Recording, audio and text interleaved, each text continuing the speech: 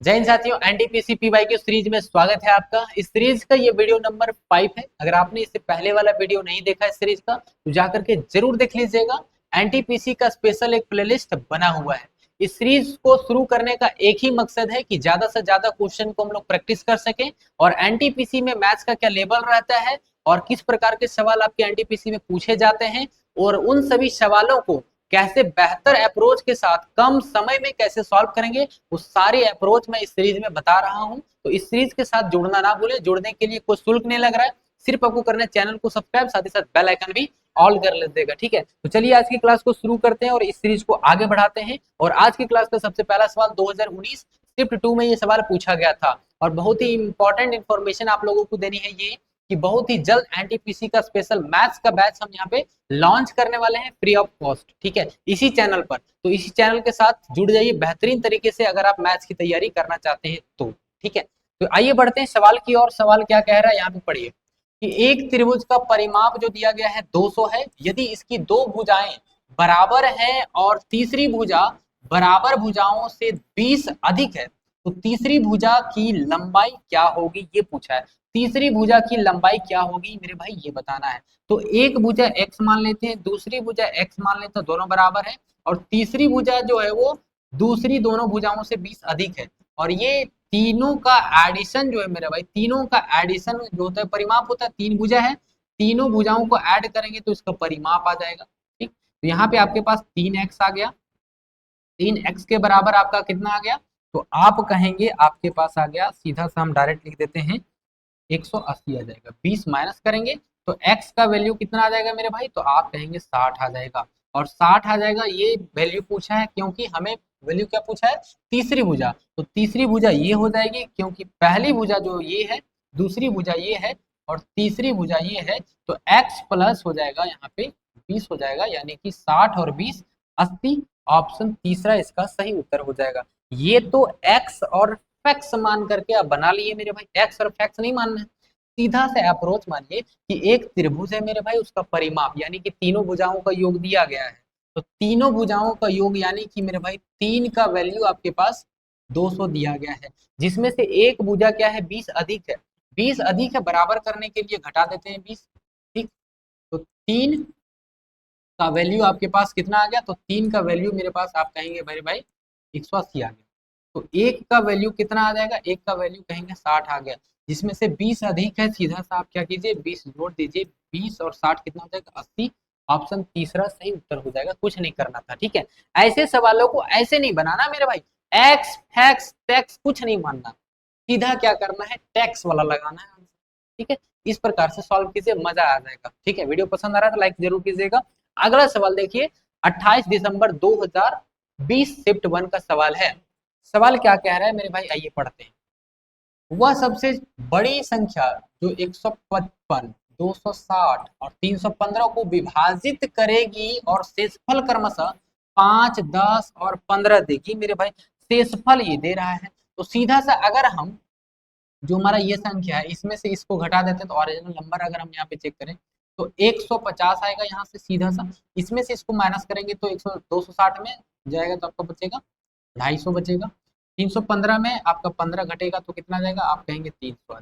मेरे भाई ऐसे सवालों को ऐसे सॉल्व कीजिए, बहुत ही आसान अप्रोच के साथ आप अपना सकते हैं। अब देखिए इन सभी का मेरे भाई आप क्या कर दीजिए, HCF निकाल दीजिए। ठीक, क्या करना है, HCF निकाल देना है और आपका आंसर जो है मेरे भाई, आपका आंसर हाजिर हो जाएगा। देखिए HCF भी बहुत आसानी से निकाल सकते हैं, बहुत अच्छा ट्रिक है इसका। देखिए इन सभी में ये तीनों संख्या है, तीनों संख्या में सबसे छोटा संख्या को पकड़ना है 150 और इसका ऐसा फैक्टर निकालना है जो ये दोनों और तीनों डिवाइड जाए। तो अगर हम 3 गुना 50 करते हैं, सबसे पहले छोटा संख्या क्या करना है, तो 250 कट रहा है, ये 3 से बिल्कुल नहीं कट रहा है, तो ये बात खत्म हो गई, यहीं पे ये खत्म हो जाएगा। तो सीधा 50 इसका सही उत्तर हो जाएगा, यानी कि ऑप्शन दूसरा सही उत्तर हो जाएगा। आसानी से आप ऐसे क्वेश्चन को ऐसे उड़ा सकते हैं, गर्दा उड़ा सकते हैं। ठीक है मेरे भाई, चलिए उम्मीद है समझ में आ रहा होगा। अगला सवाल देखिए मेरे भाई, ये सवाल आपका पूछा गया सवाल है सीबीटी टू, सेम सवाल शिफ्ट सवाल, सेम शिफ्ट का सवाल है। क्या कहता है कि a train travels from a station A to B at a speed of 50 kilometre after half an hour. आधे घंटे तक चला है, जो कि इसकी स्पीड है 50 किलोमीटर प्रति घंटा। Another train travels from station B to station A at a speed of 150 kilometre per hour. की दूसरी जो ट्रेन है उसकी इसकी स्पीड इतनी है। The distance between the station is 725। The distance from station A to the point where the two trains are to the meet, यानी कि इसका मिलान जहां पे होता है और ए पॉइंट से उस पॉइंट की दूरी हमें ज्ञात करना है। स्टेशन ए से उस बिंदु की दूरी जहां ट्रेन दोनों मिलती है, जहां पे दोनों का मिलाप होता है। तो आइए वो मिलाते हैं मेरे भाई आराम से, जरा देखिए। अगर हम बात करें, एक ट्रेन यहां से चलती है ए और जाती है, तो ये आप कहेंगे मेरे भाई ये जो चलता है वो 50 किलोमीटर प्रति घंटा के स्पीड से चलता है। और दूसरा जो कहेंगे आप, ये 150 किलोमीटर प्रति घंटा के स्पीड से चलता है, जिसमें से ये बोला है कि आधा जो है वो आधा घंटा ये चल चुका है, उसके बाद वो स्टार्ट करता है चलना। तो आधा घंटा ये चलेगा। अगर मेरे भाई 1 घंटा में ये 50 किलोमीटर चलता है, तो आधे घंटे में कहेंगे ये 25 किलोमीटर चलेगा। ठीक, तो 25 किलोमीटर चलेगा, जिसमें से टोटल डिस्टेंस यानी कि डिस्टेंस जो है वो कांस्टेंट है 725 है। यहाँ से लेकर के यहाँ तक डिस्टेंस अगर 725 है, जिसमें से 25 ये चल गया है, तो बचा कितना हमारा? तो आप कहेंगे यहाँ से यहाँ तक का डिस्टेंस जो 700 बच गया है। अब ये डिस्टेंस जो है वो दोनों तय करेगा मेरे भाई, दोनों तय करेगा। अब यहाँ पे ध्यान देना, 50 किलोमीटर स्पीड जा रहा है इसे और 150 किलोमीटर ऐसे, यानी कि दोनों जो है वो अपोजिट डायरेक्शन में जा रही है। अगर दोनों ट्रेन अपोजिट डायरेक्शन में जा रही है मेरे भाई, तो क्या करना है, दोनों का स्पीड जुड़ेगा, दोनों का स्पीड जो है वो जुड़ेगा। ठीक है, तो आइए जोड़ देते हैं। 50 और 150 कितना हो जाएगा? 200। 200 स्पीड हो गया। यहां से अगर हम ये टोटल स्पीड आप बोल सकते हैं, यहां से अगर हम टाइम को निकालते हैं मेरे भाई, टाइम बराबर टोटल डिस्टेंस बटे टोटल स्पीड। तो टोटल डिस्टेंस 700 बचा हुआ है, क्योंकि यहाँ से यहाँ ऑलरेडी ये चल चुका है, यहाँ से यहाँ बचा हुआ है। तो 700 बटे आपका कहेंगे 200 हो जाएगा। 200 डिवाइड करेंगे यानी कि 7/2 यानी कि 3.5। 3.5 घंटा के बाद, 3.5 घंटा इंतजार करने के बाद मेरे भाई इन दोनों का क्या होता है? मिलाप होता है। तो मान लेते हैं कि इस पॉइंट पर मिलाप हुआ।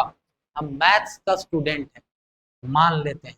ठीक है, तो मान लिए कि यहाँ पे क्या है हमारा मेरे भाई, इन दोनों का भारत मिलाप होता है, सॉरी मिलाप होता है, मिलाप होता है। तो यहाँ पे मिला दिए मेरे भाई। तो आइए क्या करना है अब आगे देखिए, यहाँ से यहाँ की डिस्टेंस और यहाँ से यहाँ की डिस्टेंस अब पता करना है हमें। क्या?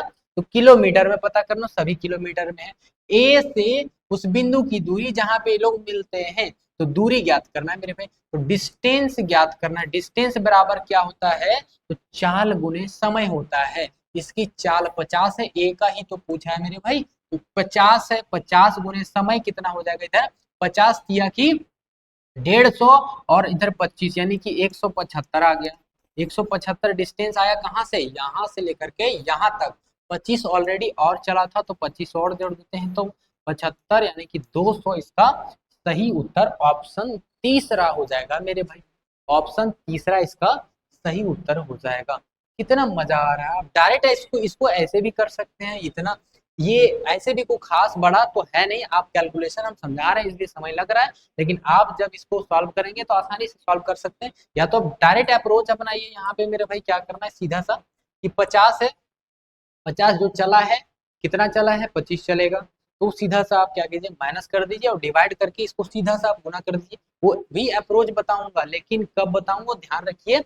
वो भी अप्रोच बताऊंगा, लेकिन उस चैनल जो है इस चैनल पर आप जुड़ जाइए। जुड़ने के लिए सिर्फ आपको करना है चैनल को सब्सक्राइब, साथ ही साथ बेल आइकन भी ऑल कर लीजिए मेरे भाई। और एक इन्फॉर्मेशन यहाँ पे क्या है आप लोगों के लिए कि एनटीपीसी का मैथ्स का स्पेशल बैच जो बहुत ही बेहतरीन अप्रोच के साथ, और क्या कहा हमने कि इस सीरीज को शुरू करने का एक ही मकसद है, क्या है? चीन टपाक डम डम। और इस सीरीज को शुरू करने का एक ही मकसद है कि ज्यादा से ज्यादा क्वेश्चन को हम क्या कर सकते हैं, प्रैक्टिस करें। ठीक है, समझ में आ रहा है? अब इस सवाल को देखिए, उड़ाइए बड़ा आसानी से। 54 है, 125, 24। अब सीधा सा आप क्या कहेंगे, सब में रूट है तो सब में रूट लगा दीजिए, एक बार में ही बात खत्म हो जाएगा। तो आप कहेंगे यहाँ पे 54 गुने 125 हो जाएगा सर जी। डिवाइड करेंगे तो 24 गुने आप कहेंगे 45 हो जाएगा। ठीक है, तो गुरुजी आप क्या कीजिए, इसको काटिए और छाटिए और बाय बाय टाटा करिए। तो 9 से काटते हैं, 9 पचे 45, 9 छक 54, 6 चौके 24 और 25 पचे 125, तो 25/4, 25 का स्क्वायर रूट 5, 4 का स्क्वायर रूट 2, यानी कि 28 का सही उत्तर हो जाएगा। 28 का सही उत्तर हो जाएगा। कितना आसानी से, यहाँ भी काटिए छाटिए, सब में रूट है क्या, कोई फायदा नहीं, यहाँ से भी काट सकते हैं, ज्यादा इतना मतलब लिखने का जरूरत नहीं, सीधा सा यहाँ से भी आप काट सकते हैं। ठीक है, क्योंकि सब में रूट है तो कोई टेंशन वाली बात है ही नहीं। ठीक है, या तो फिर आप इसको जो है वो गुना करके निकाल लीजिए, तो वो थोड़ा लेंदी पड़ेगा, उसमें जाना ही नहीं, घुसना ही नहीं है। ठीक है, आगे बढ़ते हैं। 9 जनवरी 2021 शिफ्ट 1 का सवाल है, बहुत ही इंपॉर्टेंट सवाल है और बहुत आसानी से इसको उड़ा सकेंगे। देखिए सवाल क्या कहता है, 2 वर्ष के लिए 10% ब्याज दर पर साधारण ब्याज 500, यानी कि एसआई दिया गया है, सिंपल इंटरेस्ट 500 रुपए। तो समान समय के लिए चक्रवृद्धि ब्याज ज्ञात करना, समान समय के लिए। ठीक है मेरे भाई, यानी कि find the compound interest for the same period, समान समय के लिए। मेरे भाई आसानी से इसको निकाल सकते हैं, लेकिन सबसे पहले ये समझ लीजिए, प्रिंसिपल हमें पता नहीं है तो कैसे निकालेंगे सीआई। तो सबसे पहले आपको प्रिंसिपल पता कर लेते हैं। प्रिंसिपल गुने होता है आपका रेट ऑफ इंटरेस्ट 10%, टाइम 2 दिया है, बट्टे आपका 100 होता है, बराबर एसआई होता है तो 500। 10 5 प्रिंसिपल निकल गया मेरे भाई, प्रिंसिपल 2500, ये गुना हो जाएगा 2500। अब क्या करना है हमें, अब जो करना है हमें इसके साथ करना है, जो भी कांड करना है। 10% है तो 10% पहला साल कितना हो जाएगा, तो आप कहेंगे 250 हो जाएगा सर जी। दूसरा साल 10% लगेगा तो आप कहेंगे 250 हो जाएगा सर जी। अब यहाँ पे बोला है कि जो समान समय में चक्रवृद्धि ब्याज मेरे भाई, तो चक्रवृद्धि ब्याज आइए 10% लगा देते हैं, तो कितना हो जाएगा, आप कहेंगे 25 हो जाएगा सर जी। तो 250, 250, 500, 525, यानी कि उत्तर जो हो जाएगा ऑप्शन ए इसका सही उत्तर हो जाएगा। करना कुछ नहीं था, सिर्फ ऐसे उड़ाना था और धुआं धुआं करना था ऐसे सवालों को। ठीक है, उम्मीद है समझ में आ रहा होगा। अब देखिए ये सवाल है आपके पास, सवाल क्या कह रहा है, एक समांतर चतुर्भुज the adjacent angle of a rhombus are in the ratio 3:6 the smallest angle of the rhombus. आपको पता है मेरे भाई, इसको आसानी से कर सकते हैं।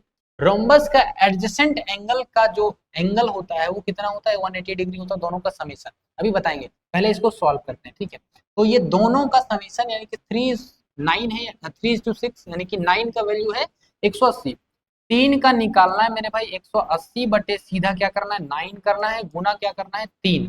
ठीक है, आपका आ जाएगा ये कितना, तो 9 दूना 18, 20 दिया कि 60, ऑप्शन आपके चौथा सही उत्तर हो जाएगा। ठीक है, अब इसको जरा सा समझ लीजिए, क्या है कि हमारे पास एक रोम्बस यानी कि समांतर चतुर्भुज समचतुर्भुज है, ये आ गया। ठीक है, यहाँ ये वाला एंगल और ये वाला एंगल एडजेसेंट है, और इन दोनों के एंगल का समेशन जो होता है मेरे भाई हमेशा क्या होगा, 180 होगा। चारों मिलके 360, सामने भुजा बराबर, और ये जो है वो जो आपके पास जो सामने होता है इधर वाला ये एडजेसेंट कहलाता है, और डायगोनली आपके पास बराबर होता है, यानी कि आपके पास आंसर जो हो जाएगा 20 दिया कि 60 आंसर उत्तर हो जाएगा, ये हो जाएगा। ठीक है, चलिए साथियों, अच्छा लग रहा है, वीडियो पसंद आ रहा है, हेल्पफुल लग रहा है, तो वीडियो को जरूर लाइक कीजिएगा और साथ ही साथ चैनल के साथ जरूर जुड़ जाइएगा, इस फैमिली के साथ जुड़ जाइएगा। अगर आप बेहतरीन तरीके से तैयारी करना चाहते हैं तो फिर से याद दिला दूं आप लोगों को कि मैथ्स का स्पेशल बैच, एनटीपीसी का स्पेशल बैच बहुत ही जल्द शुरू होने वाला है, और जीरो से लेकर के एडवांस लेवल तक बहुत ही चैप्टर वाइज बहुत ही खतरनाक तरीके से पढ़ाने वाला हूँ। ठीक है, अब देखिए सवाल जो कहता है, दो धनात्मक संख्याओं का अनुपात दिया गया है और उनका लघुत्तम समावर्तक यानी कि एलसीएम दिया गया है। मेरे भाई एलसीएम क्या, इन दोनों का मल्टीप्लीकेशन के बराबर ही तो है, तो सीधा कहेंगे 7 की 21, 21 का वैल्यू दिया गया है 231। तो हमें पूछा क्या है, तो हमें पूछा है छोटी संख्या है, तो छोटी संख्या यानी कि 3 है, तो 3 का वैल्यू मेरे भाई 231 बटे का हो जाएगा 21, गुने करेंगे 3, 7 का 21, 7 से काटेंगे 7 21, और यहाँ पे 7 की 21 यानी कि 33 आ रहा है, ऑप्शन दूसरा सही उत्तर हो जाएगा। ठीक है, अप्रोच देख रहे हो मेरे भाई, यही अप्रोच अगर आप अपनाते हैं एग्जाम में तो मजा आ जाएगा, और ऐसा मजा आएगा कि एनटीपीसी सीबीटी 1 क्लियर, खतरनाक तरीके से। ठीक है, अगला सवाल देखिए, if a cube plus a Q minus B cube is equal to 625 a square minus B square is equal to 25 a plus b बराबर 5 then the value of a square plus A B plus B square इसका value हमें पूछा है मेरे भाई।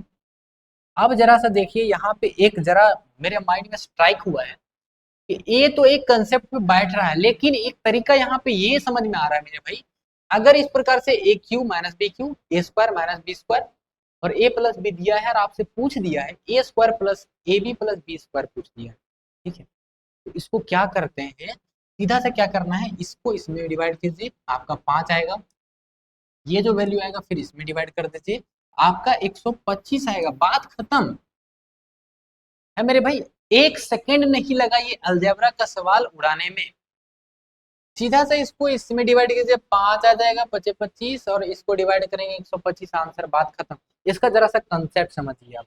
सीधा सा अगर हम कहेंगे मेरे भाई कि आपके पास जो होता है मेरे भाई ए क्यू माइनस बी क्यू बराबर क्या होता है, तो आप कहेंगे ए माइनस बी होता है सर जी, और गुरुजी आप कर दीजिए ए स्क्वायर प्लस ए बी कर दीजिए प्लस बी स्क्वायर कर दीजिए गुरुजी। तो ए माइनस बी तो हमें नहीं दिख रहा है, लेकिन हमारे पास ए स्क्वायर माइनस बी स्क्वायर है, तो अगर सर जी महोदय जी कहेंगे कि ए स्क्वायर माइनस बी स्क्वायर बराबर 25 है, तो इससे अगर हम कहें कि ए माइनस बी निकाल लें तो यहाँ पे 25 बटे ए प्लस बी नहीं आ जाएगा भाई, डायरेक्ट कर रहे हैं। अगर यहाँ पे इसका देखिए, अगर वैल्यू इसका क्या कर सकते हैं, ए प्लस बी इंटू ए माइनस बी कर सकते हैं ना, तो सीधा सा ये नीचे कर दें, क्या दिक्कत है, दिक्कत है कुछ नहीं दिक्कत है मेरे भाई, उसका वैल्यू दिया गया है, इसका वैल्यू कितना है, तो आप कहेंगे 5 है, 5 से 5 25 को काटेंगे 5 बार में, यानी कि ए माइनस बी कितना आ गया, 5 आ गया, इसका वैल्यू कितना दिया गया है, तो आप कहेंगे 625 दिया गया है, तो आइए 625 यहाँ पे पुट करते हैं, 625 बराबर ये 5 दिया गया है, ये गुना में मेरे भाई इसको x मान लेते हैं, ठीक है, x ये डिवाइड तो होगा, यानी कि 125 तो 25 ऑप्शन पहला सही उत्तर हो जाएगा, हुआ ना। तो ये कंसेप्ट आपको पता होना चाहिए, कंसेप्ट हमने बता दिया, ये तरीका अपनाइएगा, ये मत अपनाइएगा, ये थोड़ा सा लेंदी जाएगा, क्योंकि इसी कंसेप्ट पे ये बेस जो है वो तैयार हुआ है, इसी कंसेप्ट पे ये तरीका तैयार हुआ है, तो ऐसे अपनाइएगा, ऐसे ना जाइएगा, ठीक है, नहीं तो फंस जाइएगा, ठीक है। अगला सवाल देखिए, एक परीक्षा में उत्तीर्ण होने के लिए किसी को कुल अंक जो का 50% प्राप्त करना होता है। 2 पेपर वाली परीक्षाओं में एक छात्रों ने 200 अंक के पेपर में 40% प्राप्त किया, परीक्षा में उत्तीर्ण होने के लिए 150 अंकों के दूसरे पेपर में न्यूनतम कितने प्रतिशत अंक प्राप्त करने चाहिए, न्यूनतम पूछा है मेरे भाई, क्या पूछा है, न्यूनतम। तो सबसे पहला अगर हम बात करें पेपर फर्स्ट, पेपर फर्स्ट में तो एक छात्र ने 200 अंक के पहले पेपर में 40%, तो 40%, 200 का 40%, तो आप कहेंगे 80, 80 प्राप्त। दूसरा पेपर मेरे भाई कितना है, तो 150 का है, यही पूछा है, 150 का पूछा है, न्यूनतम पूछा है, ठीक। अब आइए, अब अगर देखिए टोटल कितना है मेरे भाई, तो आप कहेंगे 2 और 1 300, 350, ठीक है, 350 है मेरे भाई, 350 का 50%, 50% प्राप्त करना, 50% यानी कि 175 प्राप्त करना होगा, 175 में मेरे भाई 80 प्राप्त कर चुका है, बचा कितना, 95 इसे प्राप्त करना है, तो 95 इसे प्राप्त करना है मेरे भाई, कितना, 95 प्राप्त करना है। आंसर हमारा परसेंटेज में है, तो परसेंटेज निकाल देते हैं, 95 बटे हो जाएगा 150 और गुने कर दीजिए आप 100%, 0 से 0 काट दीजिए, अगर 5 से काटते हैं, 5 तिया 15, 5 दूनी 10, 95 दूना 190, सॉरी 190 लिख बोल रहे हैं और लिखा कितना रहा है बताओ, 190 डिवाइड करेंगे 3 से, तो 6 तिया 18 और 6 तिया 18, 6 तिया 18, 6 तिया 18 यानी कि 63.33 के करीब आ रहा है।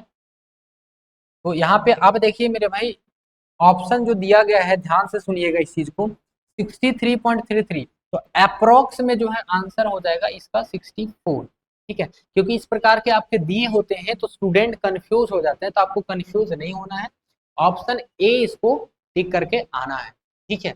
और ये जो सवाल है CBT 1 का 28 दिसंबर 2020 में ये सवाल पूछा गया था, ठीक है। चलिए अगला सवाल है, आप देख सकते हैं ये सवाल आपका CBT 1 2020 28 दिसंबर का सवाल है। देखिए कितना आसान सा सवाल है, इसको आसानी से उड़ा सकते हैं।